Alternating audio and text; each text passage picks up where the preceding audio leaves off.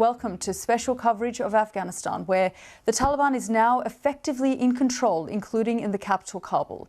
The takeover of the city has triggered deadly scenes of panic at the airport as people desperately try to leave. The international community is now calling on the Taliban to ensure the protection of life and property. We start with this report from our diplomatic correspondent, Paul Adams. At Kabul airport, the desperation is dangerous.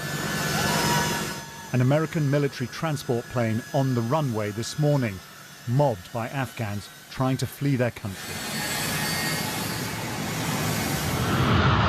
Eventually, the plane takes off. Moments later, as it gains altitude, it appears that two people fall to the ground.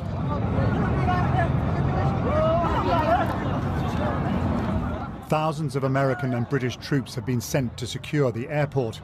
With helicopters being used to clear the runway, it's chaotic and ugly. Similar scenes on the civilian side, an Afghan airliner unable to leave as crowds frantically try to reach it. Outside the gates, shots ring out as the headlong dash, which began yesterday, continues. At least 2 people have died at the airport today, perhaps more. What a contrast with the city's deserted green zone, once home to government buildings and foreign embassies, now empty but for pockets of Taliban fighters. In a message posted on social media from their political base in Qatar, the Taliban's co-founder, Abdul Ghani Baradar, urged his men to remain disciplined. Now we have to show that we can serve our nation, he said. We want an Afghan inclusive Islamic government. So by that we mean all other Afghans have also participation in that government. So of course that need a little bit time and deliberation and talk. Anxious moments for the people of Kabul, unsure what their new masters have in mind. What will their lives be like? Some skeptical that the Taliban can be taken at their word. So what they are saying, of course, they're looking for legitimacy from all these different countries to be accepted as the legitimate government of Afghanistan. But then at the same time, what are they doing in practice? A, either they don't have a control on their foot soldiers, or B, they really want the legitimacy, but they are not willing to do the work. Huge uncertainty too for the aid agencies on whom so many Afghans rely. UNICEF has been in Afghanistan for decades, helping with education and health. We will be continuing our work. The Taliban has asked us to stay. They understand the importance of our work. They understand that we're not political. They've asked us to pause our work for a couple of days while they talk to the rank and file and make sure that they understand what UNICEF is here to do and that our staff can operate safely. Afghans have seen so much tumultuous change, experienced so many moments of trauma. This is another such moment. What will it mean for those who leave and those who stay? Paul Adams, BBC News. Let's speak to our correspondent Lise Doucette, who joins us now from Dubai. Lise, you and I love Afghanistan. It's been an incredibly difficult time to watch these scenes, especially in Kabul.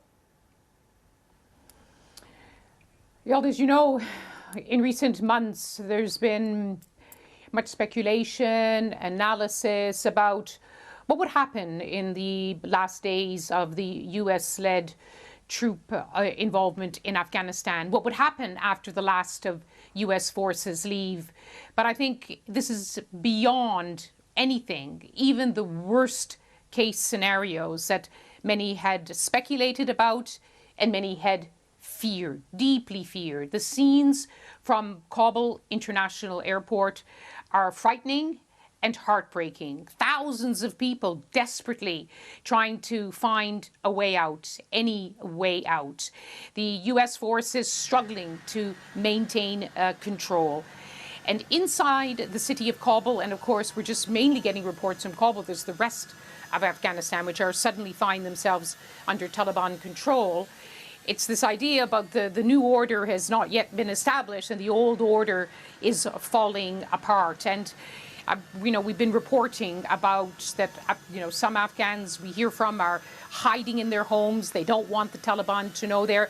Those who venture out are questioned. We do know that the Taliban are trying to send reassuring messages saying we're in charge now, there's nothing to fear, that we are establishing order.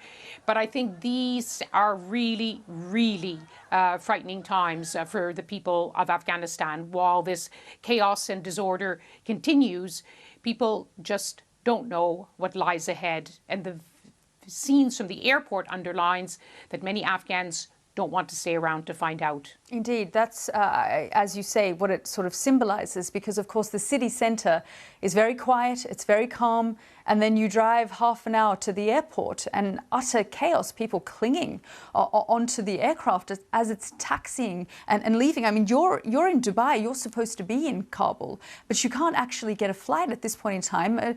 Tell our viewers about hovering over Kabul, how difficult it was, because you couldn't actually land, and the airport now is closed. We're not sure when it will actually open.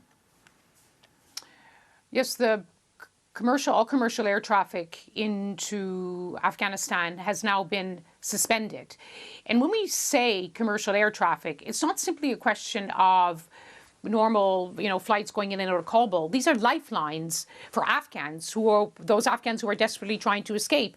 In my case, we flew on Emirates. We were one of the last commercial flights to try to go into Kabul yesterday. We hovered over the city of Kabul for about an hour and then returned to turn back. We were diverted back to Dubai. And the staff on the airplane said, they regretted that we couldn't land. It was simply not possible. But they also expressed regret that they were supposed to pick up more than 400 Afghans who were waiting on the tarmac. And that included, they said, 100 children. And in those young people, we understand, were the girls who were part of the widely acclaimed robotics team of Afghanistan, the high school students who had won a global prize in developing robots in the western city of Herat. And an example, if one was needed, the kinds of success stories of Afghanistan that had been held up by the international community, who promised time and again to ensure, to use the phrase, the gains of the last 20 years were protected. And of course, there was a lot of goodwill and there was a lot of intention to try to ensure that what had been achieved over the last 20 years of intense international engagement would be protected. But right now, many of those young people, that new young educated generation, are either hiding in their homes or they're trembling on the tarmac, wondering whether they'll be able to get out. And if they don't get out, what about all their dreams of university? The Taliban say, of course, they've told us many times, they told you, Yalda, just at the weekend again, that they will allow all the rights of women and girls within Islam, that women will be able to work, that girls will be able to study. But the reports that we're getting from districts across Afghanistan where the Taliban are in control now belie that girls aren't going to school, that women are being told to stay at home and not go to work. So there are huge question marks about the future. And for many Afghans, these question marks are not just about day-to-day lives, they're existential. It's about their very future and their very sense of belonging in their own country. Yeah, it's not just about the provinces, Lise. We just got some confirmed reports that the American University of Afghanistan is now a Taliban headquarter and base. Lise, thank you very much for joining us and for your commitment to this story.